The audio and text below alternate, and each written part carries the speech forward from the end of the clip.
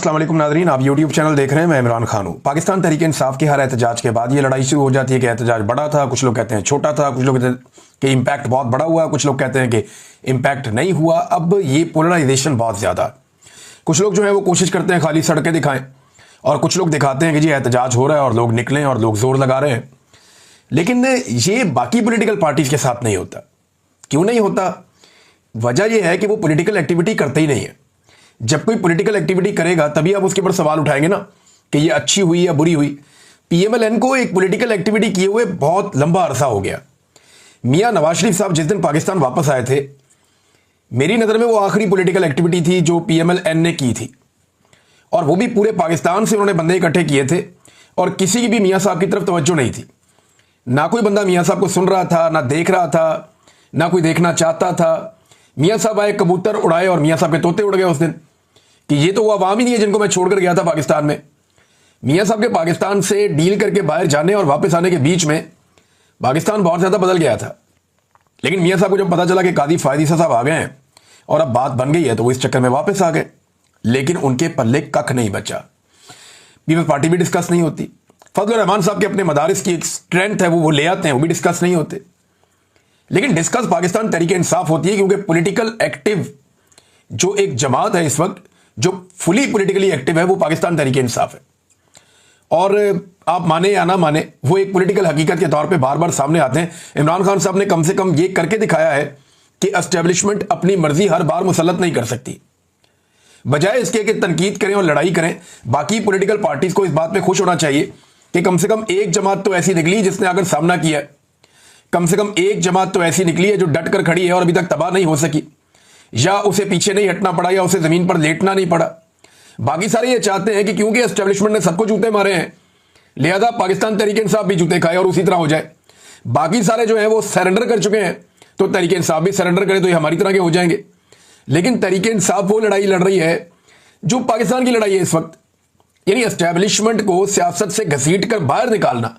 पाकिस्तान का इससे बेहतर तो कोई भला नहीं हो सकता, और ये सारी जमातों को करना चाहिए था, और अपने अपने दौर में सबने कोशिश की भी है, लेकिन कामयाब नहीं हुए। वजह यह है कि वो बीच में कोशिश छोड़कर डील कर लेते थे एस्टेब्लिशमेंट के साथ, उनकी शराइत पे आ जाते थे। इमरान खान एस्टेब्लिशमेंट की शराइत पर नहीं आ रहे।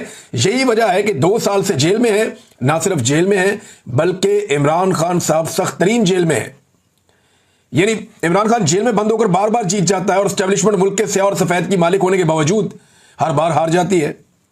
अवामी दबाव बनाकर रखने में इमरान खान साहब कामयाब रहे हैं। कोई माने या ना माने, ये 2 साल अवामी दबाव इमरान खान ने बनाकर रखा है। ऐसा नहीं है कि किसी वक्त उन्होंने दबाव कम होने दिया हो। एक आदमी है ना, वो आपको दिखाई देता है ना आपको सुनाई देता है, लेकिन इसके बावजूद वो आदमी जेल में बैठकर रेलिवेंट लीडर है। आज आप बदतरीन पाकिस्तान तहरीक इंसाफ के मुखालिफ से पूछेंगे ना, पाकिस्तान में पॉलिटिकली सबसे ज्यादा एक्टिव बंदा कौन हो गई? इमरान खान। आखिरी दफा कब देखा था जी? 2 साल पहले।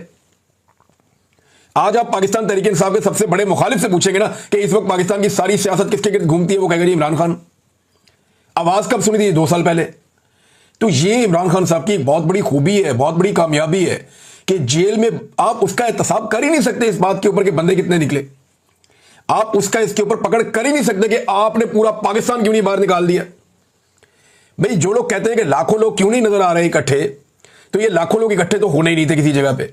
इन्होंने तो अपने अपने इलाकों में निकलकर एहतजाज करना था। ये छोटी बड़ी रैलियां निकलनी थी और वो निकली हर तरफ। वो देखा सारे पाकिस्तान ने। जो लोग कहते हैं कि बहुत बड़े पैमाने पर लोग इकट्ठे क्यों नहीं हुए, उनसे गुजारिश है कि जरा वो वहां पे जरा इजाजत देकर तो देखें ना। इस्लामाबाद में वो जो बड़ा वाला पार्क है, वहां पे इजाजत दें, फिर तमाशा देखें।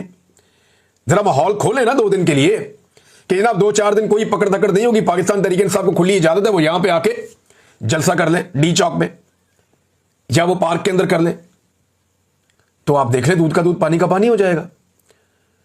लियाकत बाग रावलपिंडी में इजाजत दे दें उन्हें, फैसलाबाद के घंटाघर चौक में उनको इजाजत दे दें, गुजरावाला का जो बड़ा मशहूर एक पार्क है वहां पे इजाजत दे दें, या चले मीनारे पाकिस्तान लाहौर में इजाजत दे दें पाकिस्तान तहरीक इंसाफ को। और उन्होंने ये सारी इजाजतें मांगी हैं, बार बार मांगी हैं पाकिस्तान तहरीक इंसाफ ने। उन्हें इजाजत दी नहीं जाती, जो कानूनी इजाजत है वो दी जाती है। अच्छा, एक अखबार है उसको बार बार लोग पेस्ट कर देते हैं उठाकर। जब इमरान खान ने कहा था कि जो जलसे के लिए सामान मुहैया करेगा उनका सामान जब्त कर लिया जाएगा, ये इमरान खान ने कोई पॉलिटिकल जलसे रोकने के लिए नहीं कहा था। ये जब कोरोना वायरस फैल गया था तब ये एडवाइजरी आई थी कि लोगों को इकट्ठा ना किया जाए, और जलसे के अंदर लोग इकट्ठे होते हैं। तो तब इमरान खान साहब ने कहा था कि जो टेंट सर्विस वाले ये सामान मुहैया करेंगे उनका सामान हम जब्त करवा देंगे, क्योंकि वायरस फैल रहा है कोरोना वायरस की वजह से। वरना जहां जहां जिस पॉलिटिकल पार्टी ने इमरान खान के दौर में जलसे की इजाजत मांगी उन्हें इजाजत मिली है। जहां जहां किसी ने लॉन्ग मार्च करना चाहा उन्होंने किया है।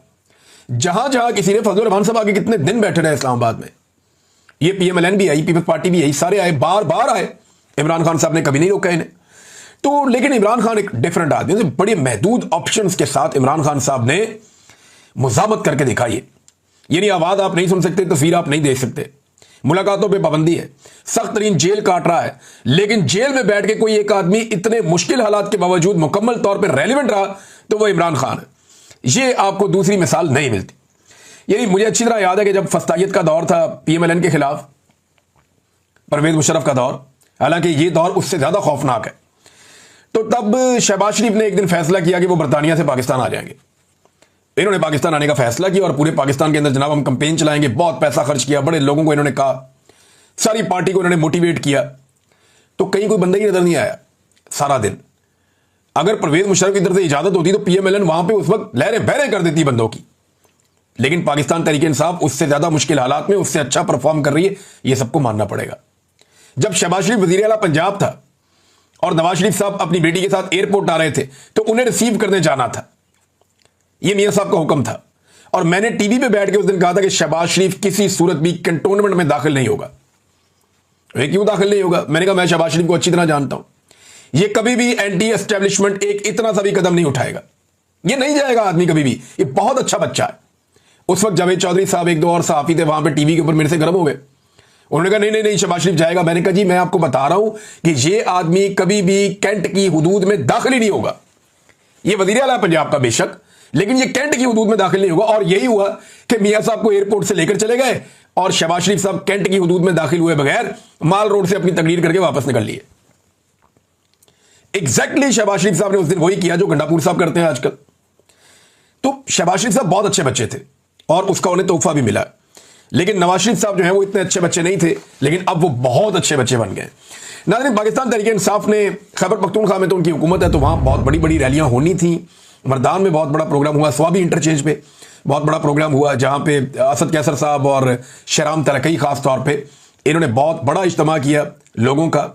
और बैनुल-अक़वामी मीडिया ने बड़ी कवरेज की है, बहुत कवरेज की है। रॉयटर्स के ऊपर मैंने देखा, TRT वर्ल्ड में देखा, अल जजीरा इंग्लिश पे देखा, अरबिक चैनल पे देखा, अल अरेबिया में देखा, और मलेशिया टुडे के अंदर मैंने देखा, BBC पे देखा, ब्लूमबर्ग पे देखा, बहुत सारे और बैनुल-अक़वामी मीडिया है, जरीदे हैं, अखबारात हैं और मीडिया हाउसेज हैं, उन्होंने ये खबरें चलाई हैं इमरान खान साहब के एहतजाज की, और भरपूर तरीके से ये खबरें चली हैं।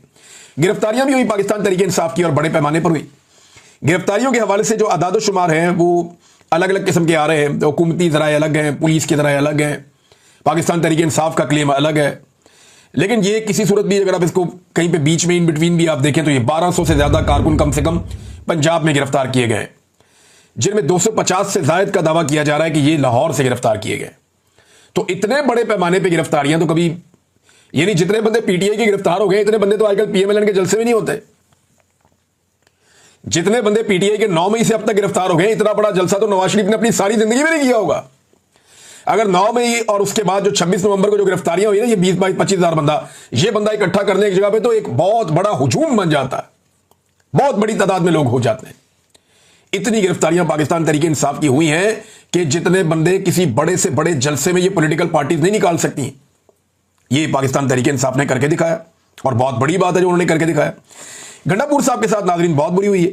गंडापुर साहब रैली के साथ आए और मैंने जो सहाफ़ी वहां पे मौजूद थे मैंने उनसे पूछा, मैंने कहा जी आपने क्या देखा। इवन एक तो पॉलिटिकल लोग हैं, उनसे भी मैंने पूछा, मैं उनका नाम नहीं ले सकता, ये उनके पीछे पड़ जाएंगे। तो उन्होंने मुझे क्लियरली कहा, उन्होंने कहा जी गंडापुर साहब मौजूद जरूर थे, वो एक्टिविटी कर रहे थे और पोलिटिकली एक वो फिगर है, लेकिन गंडापुर साहब को पब्लिक रिस्पॉन्ड नहीं कर रही थी उस तरीके से जैसे उन्हें किया जाता है। सोशल मीडिया पे थोड़ा बहुत उनका शबशबा चल रहा था, लेकिन गंडापुर साहब ने जब तकरीर की तो उनकी तकरीर टोटल जो है वो 1.25 मिनट से 1.5 मिनट के बीच में थी। उन्हें भी आइडिया हो गया था कि देखिए लीडर को मजा तब आता है जब वो बात कर रहा हो और लोग सुन रहे हो। साउंड सिस्टम था उनके पास, अगर सामने 10-20 हजार लोग खड़े हो जाते तो वो उनसे बात कर सकते थे, लेकिन लोग गंडापुर के कंटेनर के इर्द गिर्द आए नहीं, उनकी दिलचस्पी गंडापुर में से खत्म हो गई थी। तो गंडापुर साहब को यह सोचना चाहिए था अपने पांव पे बार बार कुल्हाड़े मारने से पहले कि वो कुर्बान क्या चीज कर रहे हैं और किस चीज के लिए कर रहे हैं। वजारत आला के लिए अपनी सारा सियासी करियर, अपनी इज्जत, सब कुछ दांव पे लगा रहे हैं। लोगों में एक बहुत बड़ी क्रेडिबिलिटी थी कि इस आदमी की ब्रेक उस जगह पे आके लगती है जहां इमरान खान साहब बुलाते हैं। ये हमेशा इमरान खान की आवाज पे लब्बैक कहता है, हमेशा पहुंचता है और जबरदस्त एहतजाज करता है और बड़ी अच्छी टीमें लेकर आता है। तो आज उन्हीं टीमों की गंडापुर साहब की तरफ लगता है तवज्जो ही नहीं थी। वो आए, उन्होंने तकरीर की 1.25 मिनट की, 1.5 मिनट की, वो भी कोई खास बात उन्होंने नहीं की, कोई ऐसी बात नहीं की जो काबिल जिक्र हो मैं आपको यहां पढ़ के सुनाऊं। लेकिन फिर गंडापुर साहब निकल गए। तो कारकुन उनकी गाड़ियों के आगे आ गए। बाद में उन्होंने कहा जी किधर जा रहे हैं आप हर दफा में लेकर आते हैं और वापस हमें निकल जाते हैं, या वापस ना जाएं, आपको ऐलान करें, कुछ चक्कर चलाएं। कारकुन ज्यादा एक्सपेक्ट कर रहे थे, जो पीछे से आ रहे थे उन्होंने रास्ते रोक लिए, हो सकता है शरारत कर रहे हो। लेकिन फिर गंडापुर के जो गार्ड्स हैं उन्होंने कारकुनों को धक्के शक्के देकर रास्ते खोले और फिर गंडापुर साहब सीएम हाउस के लिए रवाना हो गए। तो गंडापुर साहब ने जो कहा था ना कि 3 माह में अपनी सियासत छोड़ने का जो उन्होंने फैसला किया था कि अगर मैं इमरान खान को ना निकाल सका 3 माह के अंदर, तो 1 महीना तो गुजर गया, तो मैं सियासत छोड़ दूंगा, सियासत का अपनी फैसला कर दूंगा, फिर मुझे कोई हक नहीं है। तो अपने आप को जो डेडलाइन गंडापुर साहब ने दी हुई थी ना, तो लगता है ऐसा ही है कि 3 माह में गंडापुर साहब को इस पे फैसला कर लेना चाहिए, क्योंकि अब आसार नजर आ रहे हैं कि अगर गंडापुर साहब ने खुद फैसला ना किया तो जिस तरह की उन्होंने सियासत की है, इस सियासत की मौजूदगी में लोग उनका फैसला कर देंगे। देखें ना, फजलुर रहमान के भाई ने गंडापुर साहब का चैलेंज कबूल किया हुआ है। चैलेंज गंडापुर साहब ने किया था कि मेरा भाई इस्तीफा देता है, फजलुर रहमान तुम आकर उसके मुकाबले में इलेक्शन लड़ो। तो फजलुर रहमान साहब के भाई ने कहा कि मेरा बड़ा भाई क्या लड़ेगा, मैं लड़ूंगा आके इलेक्शन, तो तुम कहो अपने भाई को इस्तीफा दे आके इलेक्शन लड़े। तो उस वक्त गंडापुर साहब को बताया गया ये मजाक नहीं करना, पब्लिक अब डिफरेंट मूड में, फजलुर रहमान का भाई असेंबली में आ जाएगा इस चक्कर में। तो फिर गंडापुर साहब अपने चैलेंज से मुकर गए और उस चैलेंज के ऊपर अब वो खड़े नहीं है। नाज़रीन, ख्वाजा आसिफ साहब ने एक स्टेटमेंट दिया है। ये स्टेटमेंट बड़ा इंटरेस्टिंग है, मैं आपको पहले स्टेटमेंट पढ़ के सुनाता हूं, फिर मैं चाहता हूं इस पर हम थोड़ी सी बात कर लें। फिर 1-2 बैनुल-अक़वामी बड़ी इंटरेस्टिंग खबरें हैं। रशिया ने एक बहुत पुराना मुआहिदा जो 38 साल पहले हुआ था उनका अमेरिका के साथ, उसे खत्म किया है। क्यों किया वो बताता हूं। और डोनाल्ड ट्रंप ने एक नई कार्रवाई डाल दी है, वो भी आपको मैं बताता हूं। खित्ते के हालात बड़े इंटरेस्टिंग हो रहे हैं। पाकिस्तान की जो पॉलिटिक्स है उसकी वजह से मैं उस तरफ जा नहीं पाया। जो इंडिया के साथ हो रहा है, यूक्रेन और रूस के दरमियान जो हो रहा है, और जो अमेरिका इस वक्त इंटरफेयर कर रहा है इस रीजन की सियासत के अंदर, और पाकिस्तान कहां खड़ा है, बड़ा इंटरेस्टिंग सिनेरियो इस वक्त चल रहा है। इस पर हम बात करेंगे बाद में। लेकिन आप ये देखें, ख्वाजा आसिफ कहते हैं ब्यूरोक्रेसी पे तनकीद करते हुए, वतन अजीज की आधी से ज्यादा ब्यूरोक्रेसी पुर्तगाल में प्रॉपर्टियां ले चुकी है। पुर्तगाल, ये इन्होंने खोला हुआ था, एक स्कीम खोली हुई थी पुर्तगाल ने कि इतने पैसे लाके इन्वेस्ट करो तो वहां पे वीज़ा मिल जाता था और वहां पे जो है आपको रेजिडेंसी मिल जाती थी। तो इससे फायदा उठाया बहुत सारी ब्यूरोक्रेसी ने। पैसा इतना ज्यादा नहीं था और ब्यूरोक्रेसी के लिए तो करोड़ों रुपया मामले कोई नहीं होता। तो ख्वाजा आसिफ ने दावा किया, ये वजीर दिफा है पाकिस्तान के, कि पाकिस्तान की आधी से ज्यादा ब्यूरोक्रेसी पुर्तगाल में प्रॉपर्टी ले चुकी है और शहरियत लेने की तैयारी कर रही है। और ये नामी गिरामी ब्यूरोक्रेट्स हैं। मगरमच्छ अरबों रुपए खाकर आराम से रिटायरमेंट की जिंदगी गुजारे। बुजदार का एक करीबी तरीन ब्यूरोक्रेट, इसे मैं डोरेमोन कहता था, आपको याद होगा मेरे पुराने वीलॉग्स, मैंने डोरेमोन बताया था एक ब्यूरोक्रेट का नाम, जिसने बुजदार के दौर में तबाही फेरी हुई थी। ये उसी की बात कर रहे हैं। बुजदार का एक करीबी तरीन ब्यूरोक्रेट 4 अरब रुपया अपनी बेटियों की शादियों पर सिर्फ सलामियां वसूल कर चुका है। अब 4 अरब की सलामी तो नहीं देता ना कोई 100, 550, 5,000, 10,000 इतनी सलामी होती है, इससे ज्यादा क्या होती है। ये तो एक वैसे ही खुशी के लिए एक छोटी सी रकम होती है। अब इसमें 4 अरब तो कोई नहीं देता ना, तो ये ब्लैक मनी को व्हाइट मनी करने का भी एक तरीका है।